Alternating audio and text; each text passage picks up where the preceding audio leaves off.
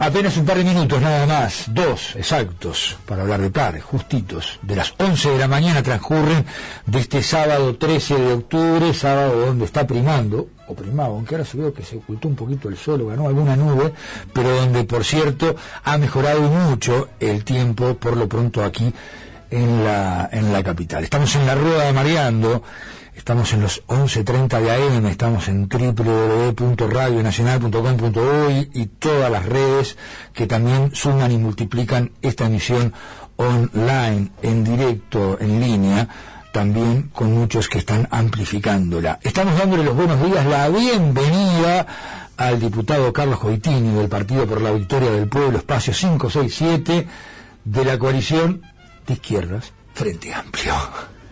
¿Cómo le va? Buen día, Marcelo. Es un gusto de poder intercambiar un rato y al mismo tiempo poder a través de ustedes comunicarnos con todos aquellos que en todo el mundo están siempre vinculados a través de la tarea que ustedes llevan adelante. Y dando señales, dentro de unos días nada más, hoy estamos a 13, el próximo 19 de octubre, sobre las 6 de la tarde, se va a estar festejando un cumpleaños muy especial, muy particular, el de Jair Krisk. Exactamente. Y a su partido lo va a estar homenajeando. Estaremos en el Palacio Legislativo, digamos, seguramente con una oportunidad más de encuentro de gente que ha hecho y hace muchísimo en zonas tan especiales como son los contenidos de los derechos humanos, la historia, la lucha por la verdad y la justicia, que debemos continuarla, digamos, y Jair ha sido un representante genuino, una amistad, un compartir esfuerzos comunes, mutuos, y por lo tanto bien merecido lo tiene en esa actividad del 19. Derechos humanos y derechos básicos prácticamente aniquilados en Brasil se hace un muy buen tiempo bajo el gobierno de Temer, profundizándose ahora en este momento donde se avisora un triunfo de la derecha más rancia, más dura, ¿no? Es exacto, y seguramente todos quienes estamos en nuestro paisito estamos reflexionando, digamos, esta expresión hecha por una cantidad muy significativa de brasileños que acompañan y le dieron un respaldo, por lo menos a nivel de quienes participaron en la instancia electoral, aunque sabemos que un porcentaje muy importante optó o por el voto en blanco o por no concurrir a votar, lo cual le da una imagen, digamos, más poderosa quizás que el propio porcentaje de votantes entre quienes sí decidieron participar en la instancia electoral. Evidentemente que hay que reflexionar, hay que tener algo que vale para los brasileños y un proceso propio que naturalmente no vamos a cometer el atrevimiento desde aquí, digamos, a juzgarlo, pero evidentemente todas las tendencias de izquierda tienen una derrota muy significativa.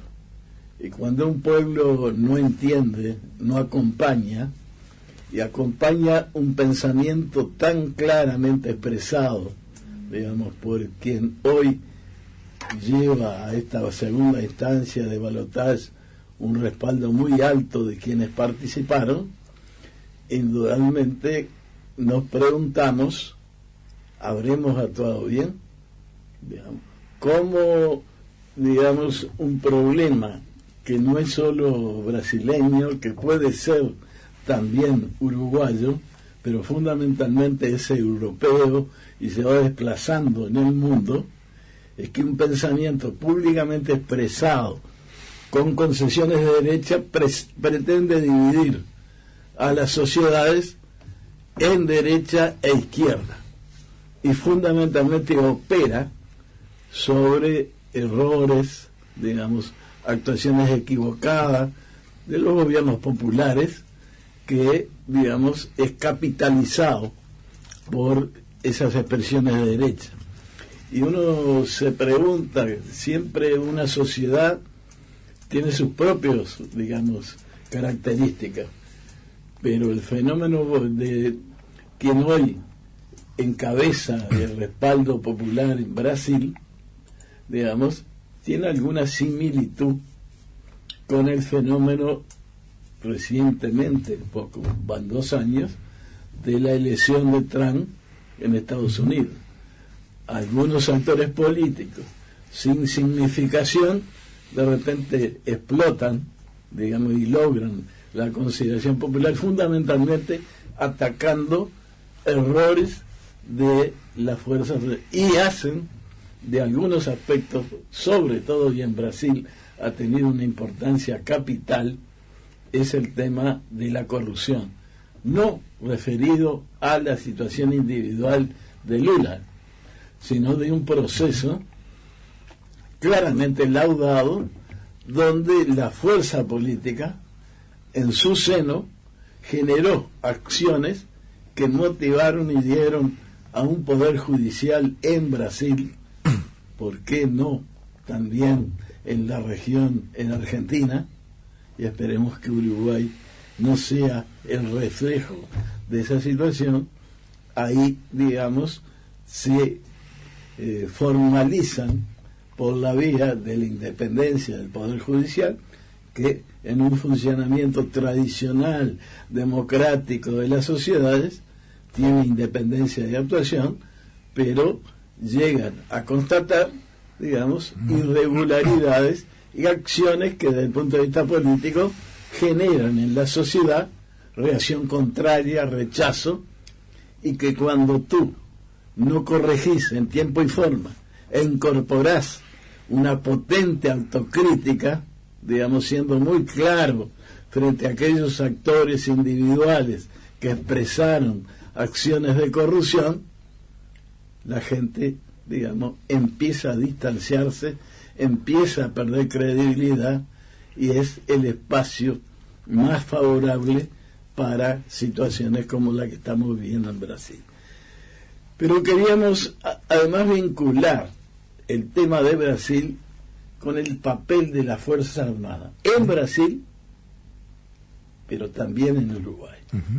Porque no es por casualidad que en el día de ayer un portal, Montevideo.com, que habitualmente no es la tarea principal que se desarrolla, digamos, hace una larga entrevista a quien hoy fue reelecto como presidente del Centro Militar, y que casualmente además también es presidente de la Cooperativa de Ahorro y Crédito de las Fuerzas Armadas. Y a veces, cuando los aspectos financieros y los aspectos políticos se encuentran, digamos, hay que abrir las orejas, hay que estar atento, porque son componentes que a veces después se formalizan en una estrategia de ataque a quien circunstancialmente, como está pasando ahora, tiene el poder político de la conducción del país. Y en este tema es imposible, porque hoy es sábado y nosotros el día lunes, en este caso como integrante de un grupo de trabajo parlamentario en diputados que conjuntamente con senadores ha estado discutiendo y buscando acuerdos en materia de algo que es imprescindible hacer, porque es un acto de justicia, porque es una obligación desde el punto de vista legal, desde que se votó la modificación en materia de previsión social en la ley 16.713, que tiene que ver con el Banco de Previsión Social y quienes están vinculados desde el punto de vista del servicio social, de la pasividad, de la pensión, digamos, con su servicio, estableció la obligatoriedad de revisar la situación de todas las cajas paraestatales, las que están fuera del sistema del Banco de Previsión Social. Y esa obligación tiene ya 22 años. Pasaron gobiernos colorados de Sanguinetti y de Jorge Valle, y lamentablemente están venciendo 3 gobiernos del Frente Amplio, y eso que era una obligación y que es el único servicio, digamos, de pasividades y pensiones que no fue analizado, digamos, ahora se ingresó en un debate, digamos, debate en el que lo que se plantea es un servicio de jubilaciones y pensiones altamente, digamos, comparativamente injusto desde el punto de vista comparativo con los servicios del Banco de Previsión. Y una reforma pretende, porque las consecuencias de la política aplicada en este sentido es que este año 2018, cuando terminemos, y ya nos quedan menos de 3 meses, digamos, el erario público, tal como la Constitución lo establece, va a tener que poner 555 millones de dólares para cubrir la falta de recursos del sistema que rige a las Fuerzas Armadas. Y cuando se hace eso, simultáneamente, como opuesto y la injusticia que se plantea, no pudimos, y va a terminar el periodo de gobierno del Frente Amplio, cumplir con nuestra obligación de aplicar recursos de un 6% del PBI para la educación. Y seguramente estos 555 millones de dólares que van a ser aplicados a este sistema altamente injusto en lo comparativo con otros sistemas, podía haber resuelto esto. Pero no pudimos, no quisimos. Esta es una reflexión, digamos, yo creo que en Uruguay persiste algo que desde el primer gobierno en el periodo de la transición post-dictadura, digamos, llevó a que, digamos, el doctor Sanguinetti, ahora otra vez actor político trascendente, digamos, eligiera como ministro de Defensa al entonces general Medina, que fue el hombre que en realidad representó en un acto concreto, cuando el Poder Judicial intentó investigar las acciones, digamos, del terrorismo de Estado, en que las Fuerzas Armadas fueron el brazo ejecutor, digamos, metió las citaciones en una, digamos, caja fuerte. Y Sanguinetti, ni el sistema político, digamos, como vieron en la amenaza de las armas, lo que hicieron fue engendrar, cosa que por suerte, digamos, el Frente Amplio no está involucrado, la ley de caducidad que consagró la impunidad. Este reportaje de ayer, en la figura de el coronel retirado Carlos Silva Valiente, coronel que pudo haber ascendido a general, pero por palabras de él, en el periodo de gobierno de Jorge Valle. Las palabras de él en el reportaje dice que Sanguinetti impidió que él fuera general. Y como todos sabemos que en la historia uruguaya las disputas entre gobiernos blancos y colorados siempre tuvieron efectos de quién conducía quien tenía la responsabilidad máxima a nivel de la Fuerza Armada, es natural que la intervención de Sanguinetti, porque ya la había hecho, digamos, previo a el primer gobierno de Sanguinetti, cuando designó a nivel de la inteligencia de la Fuerza Armada al entonces coronel Ferro, y que apenas Lacalle, padre de hoy el candidato del Partido Nacional, digamos, lo sustituyó, porque la importancia del poder militar históricamente en los partidos tradicionales y el Frente lo que ha tenido planteado es que hay una disputa de poder entre el poder civil y el poder militar.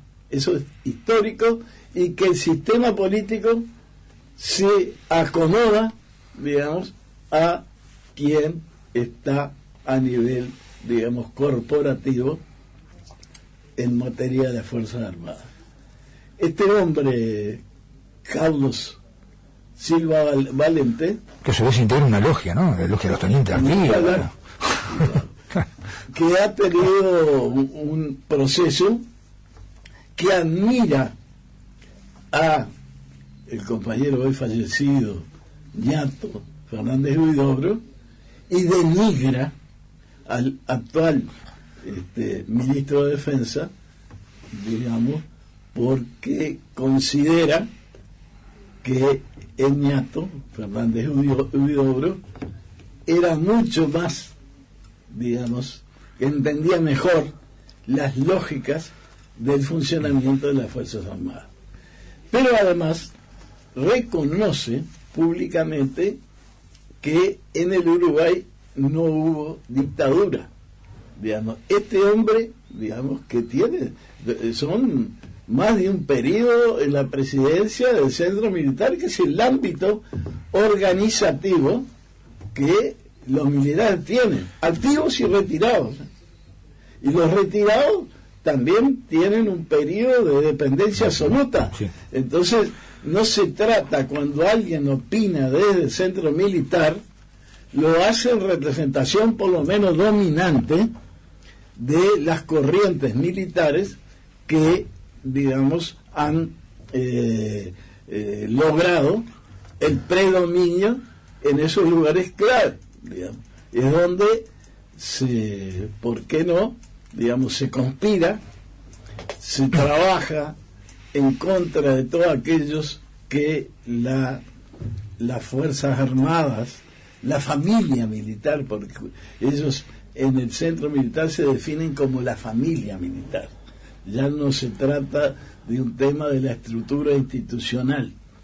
Y allí, digamos, este hombre ayer dice que nadie asegura que haya reforma, aún de una reforma, y dicen que no se sabe si el compañero, entre comillas, a veces, digamos, cuesta decirlo, Darío Pérez, votará igual, digamos, lo que públicamente parecería que el día lunes se concretara. Y volvamos a decir, porque en nuestra mirada como Espacio 567, como PVP, ya la propuesta original que el Poder Ejecutivo remitiera al Parlamento era tremendamente generosa. Por supuesto que por disposiciones constitucionales los ya jubilados no tienen ningún perjuicio, van a seguir, las altas jubilaciones van a seguir siendo recibidas, digamos, y van a ver de 150, 180, más de 200.000, digamos, ingresos mes a mes. ¿Qué hace, digamos, el movimiento para que eso no se toque en función de los activos? Los altos cargos van a empezar a ser afectados después de los 10 años de actividad. ¿Altos cargos que son coroneles, generales o un poco más abajo? Más abajo. Hasta, digamos, el límite es la categoría H, digamos, para abajo, donde está la tropa, digamos, y algún cargo, digamos, que podría incluirse, pero de menor entidad. A posteriori de los 10 años. Sí. Que de cualquier manera tampoco son los que tienen a nivel salarial los ingresos mayores.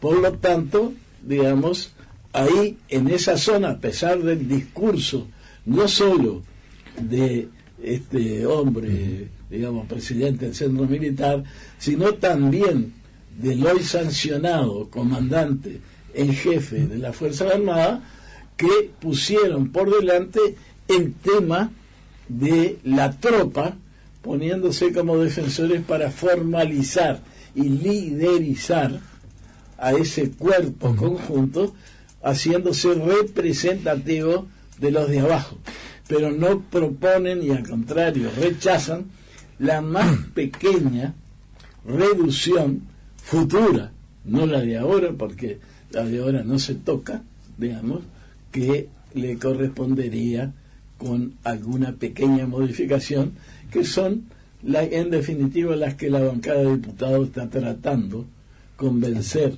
al compañero presidente de la República y al Consejo de Ministros, el que se va a reunir el lunes para tratar los planteos que son una pequeña reducción a nivel de las topes de alta jubilación. Este personaje además está insinuando o deja entrever la posibilidad de un quiebre institucional. Él sí, primero define que en el Uruguay no hubo dictadura. Por eso, hace un negacionismo. Sí, que hubo es que el sistema político tuvo un vacío de poder. Y bueno, y obligados ellos, digamos... Ante ese tipo de declaraciones y de insinuaciones, ¿va a promover usted en el Parlamento que sea censurado por parte del poder político? Pero por supuesto que sí.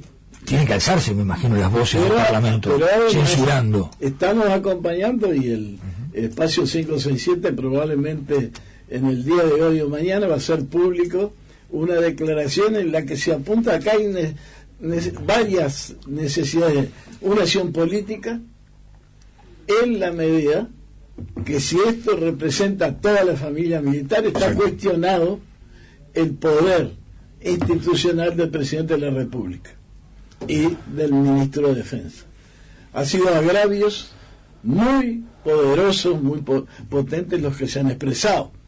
Y un poder político, civil, si se queda quieto y se calla, en realidad está alentando aventuras quizás mucho mayores que estas expresiones orales, que alguno puede decir son, digamos, una forma de ver o de pensar, pero hay que, en esa relación, poder militar, poder civil, este tipo de cosas son señales que la historia del mundo no es la primera vez que empiezan a vislumbrarse y que tienen combinaciones lamentables. Y acá lo que está planteado frente a esta concesión, digamos, de la familia militar, un tema de cuestionamiento. Defensa de la democracia y hay que juntarse.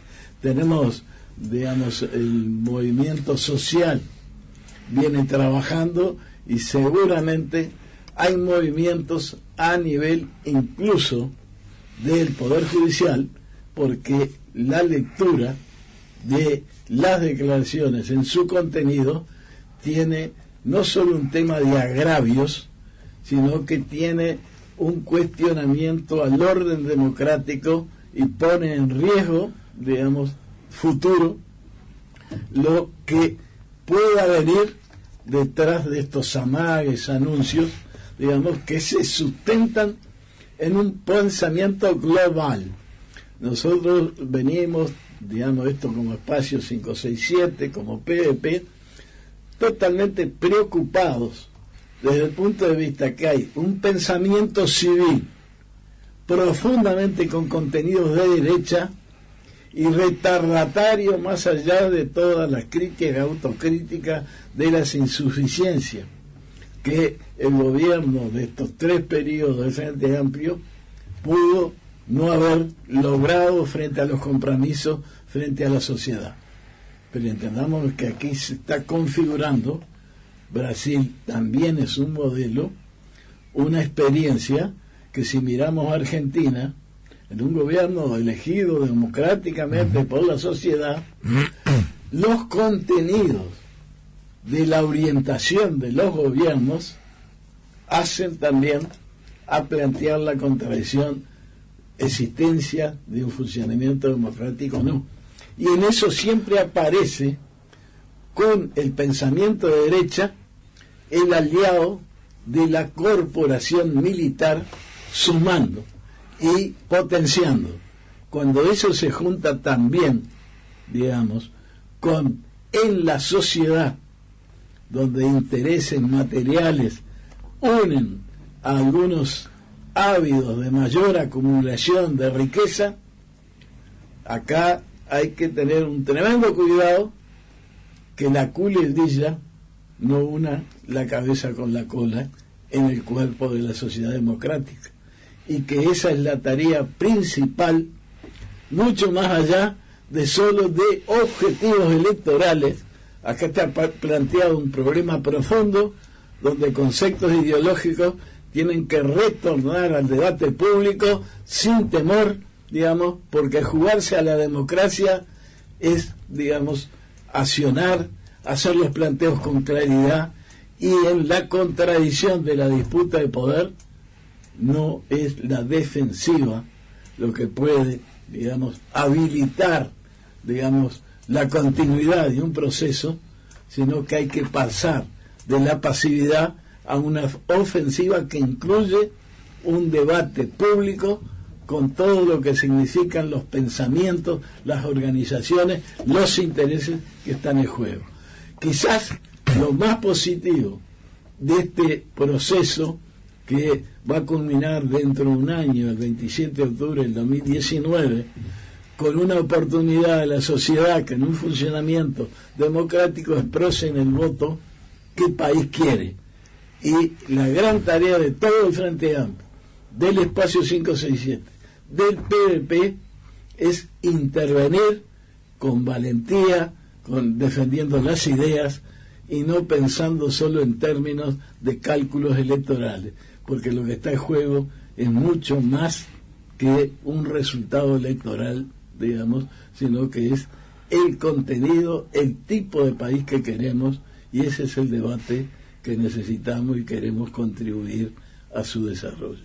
Sobre el final, y algo que se va a debatir, que se va a expresar, digamos, la voluntad en la fecha que tú mencionabas, pero que la sociedad civil y democrática se da una instancia previa, que es la recolección de firmas para proponer, transformar o derogar una ley. Estamos hablando, hace 8 días atrás, una marcha imponente, importante, de la sociedad civil a propósito de la ley de riego. Es bien importante lo que tú recordás, uno a veces en el tratamiento de los temas deja aspectos que hacen a un proyecto de acumulación de fuerza. No hay ninguna duda que la democracia directa es, digamos, un objetivo que jamás ninguna organización democrática puede ponerse de espalda a él. Que sea toda la sociedad quien define lo bueno y lo malo del contenido de una ley es importante. Y nosotros hemos acompañado y estamos convocando.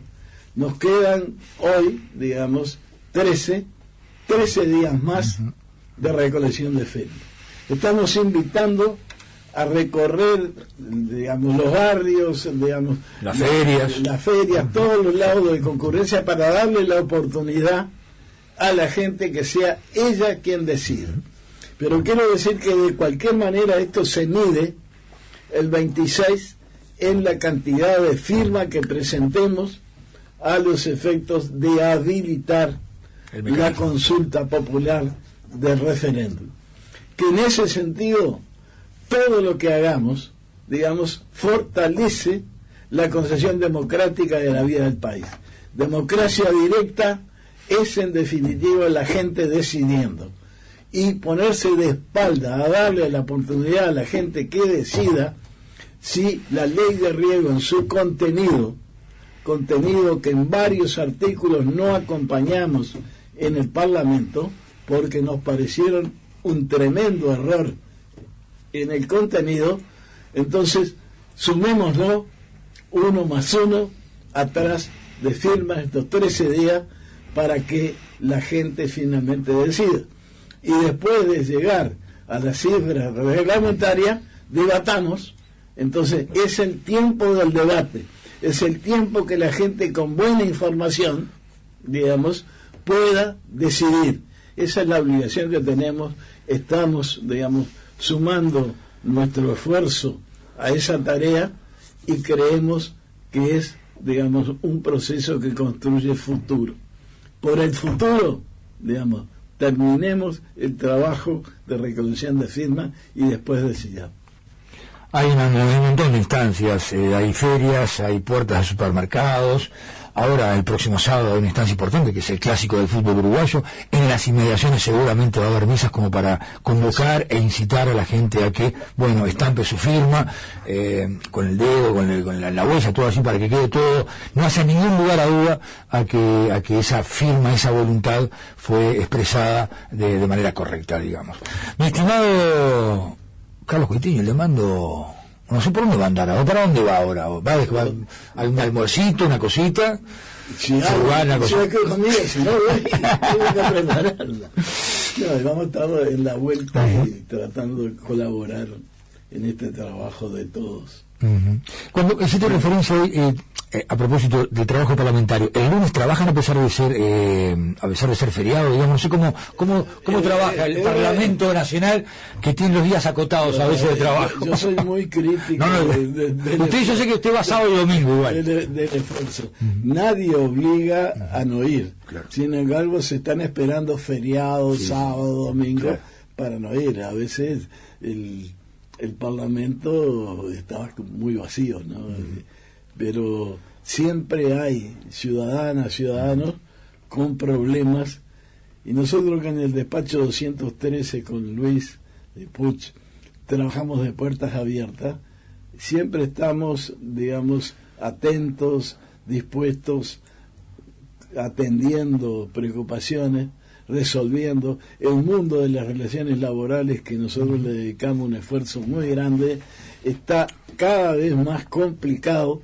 Hay a nivel empresarial una ofensiva para retasear derechos ya, digamos, ganados legítimamente por las movilizaciones de los gremios, y hay una contraofensiva a niveles varios. El día martes, acá en la Plaza Independencia, los trabajadores del gas inician una huelga de hambre frente al atropello de origen brasileño, digamos, de el pasaje a seguro de paros, la rotura del respeto a los convenios, una acción represiva que nos dice el tiempo pasa, pero las conductas permanecen, y los trabajadores tienen que seguir organizándose, y en la lucha, en definitiva, está la gran acumulación. Y en esta etapa, sobre todo para los compañeros del gas, digamos, hay una pelea, una resistencia para, en definitiva, que no sea conflictos que la empresa ha desarrollado con el poder político culminen en que el precio lo paguen los trabajadores. Que va a ser una suerte de punta de lanza lo de los compañeros del sindicato del gas, porque en definitiva y en principio, bueno, van a estar enfrentados a la política agresiva de Petrobras, pero también para aquellos que elogian la reforma laboral que se han implementado en Brasil y que seguramente se van a profundizar aún más, y esperemos que no ocurra eso mismo aquí, que haya un cambio de gobierno y, bueno, haya una suerte de imitación de ese tipo de políticas, ¿no? Sí, y por último, Marcelo, agradeciendo, estamos adelantando una invitación que van a recibir para el día 22, faltan 9 días, en la esquina de Maldonado y Julio Herrera, donde está nuestro local, un acto en la calle, volver a la movilización. Todos estos temas y otros más, digamos, y los propios de la interna del Frente Amplio van a ser desarrollados, digamos, porque nos parece que son tiempos de debate y son tiempos de ganar la calle.